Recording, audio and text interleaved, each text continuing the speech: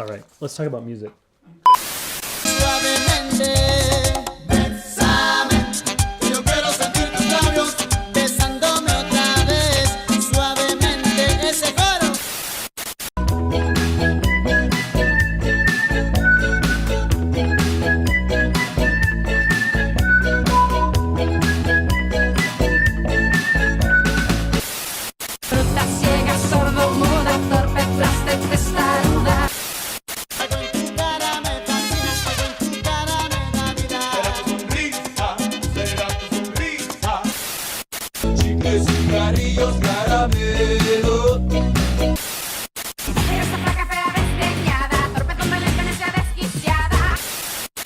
Te quiero así, tan satírica y fanática, te quiero así. Bailando con euforia.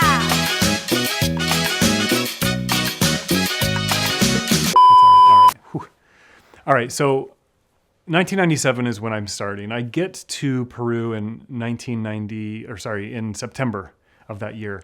And I'm instantly bombarded anytime we're outside with these sensations of sound, right? There's a lot of moto taxis that are going around. There's horns honking all of the time.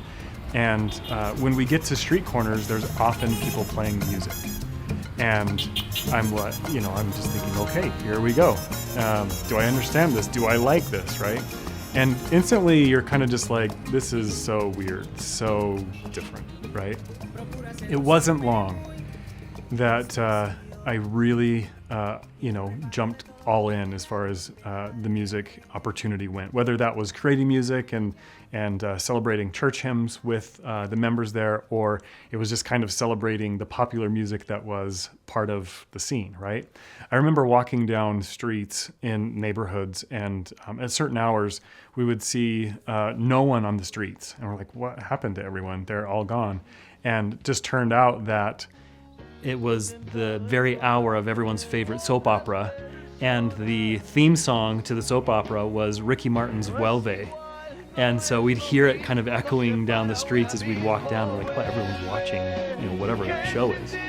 And I didn't know who Ricky Martin was before, but certainly heard plenty of his songs. There was the Vuelve, and then in 1998 it was the World Cup for soccer, and he either sang the anthem, one of the anthems, or the anthem for that, the Cup of Life.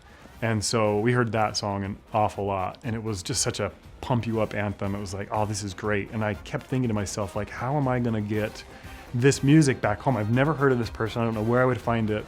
I'm gonna have to get a copy of the CD here, right?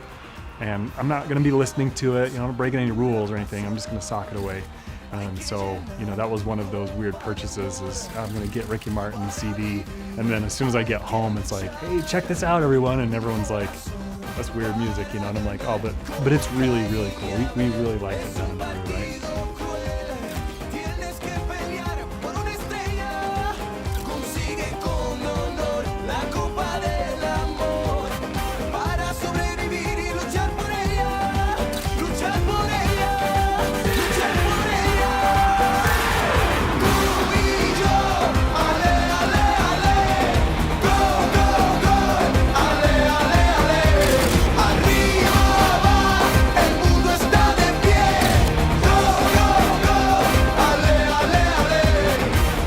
So I uncover his music.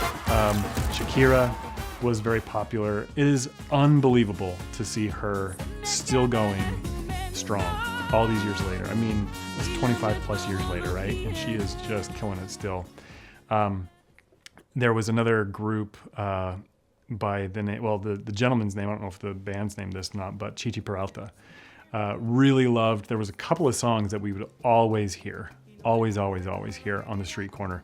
And, being stupid missionaries, you start singing them, and the members just think it's this adorable thing, like, oh, like you've learned the chorus to this song all of a sudden, And somehow I was able to get the Chichi Peralta CD, and of course when I come home, it's like what I'm listening to, right?